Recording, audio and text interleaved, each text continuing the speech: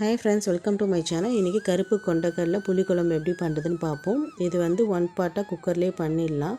ஒரு குக்கரில் 3 table spoon oil, 1/4 teaspoon கடுகு, 1 டீஸ்பூன் ஜீரகம், 2 வெங்காயம், கொஞ்சம் கருவேப்பிலை, 2 தக்காளி, இதோட வந்து 2 உருளைக்கிழங்கு, ஒரு முருங்கைக்காய். உருளைக்கிழங்கு பெருசாக போட்டுக்கலாம், இல்லைன்னா அது வந்து குழஞ்சிரும். இப்போ தேவைக்கேற்ப சால்ட் ஆட் பண்ணி இது நல்லா வதக்கி எடுத்துப்போம். இப்போ நான் வந்து மிக்ஸி ஜாரில் அரை மூடி தேங்காய், ஒரு 1/4 டீஸ்பூன் போல் ஜீரகம், இது நல்லா விழுது போல் அரைச்சிக்கலாம். நான் ஓவர் நைட் கொண்டக்கடலையை ஊற வச்சு எடுத்துருக்கேன்.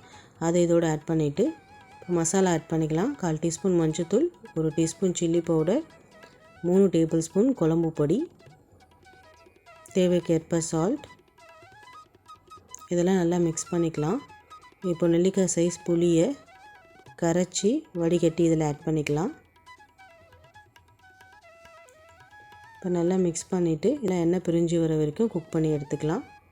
எண்ணெய் பிரிஞ்சு வந்த பிறகு நம்ம அரைச்சி வச்சுருங்க தேங்காய் விழுதை இதில் ஆட் பண்ணிக்கலாம்.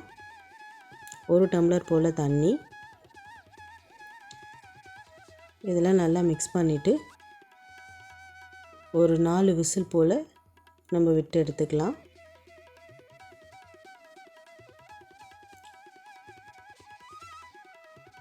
4 விசிலுக்கு அப்புறம் நம்ம ஓப்பன் பண்ணி பார்த்தா கொண்டக்கடலை குழம்பு ரெடி. நல்லா எண்ணெய் பிரிஞ்சு வந்திருக்கும். உங்களுக்கு தேவைக்கேற்ப தண்ணி ஆட் பண்ணிக்கலாம்.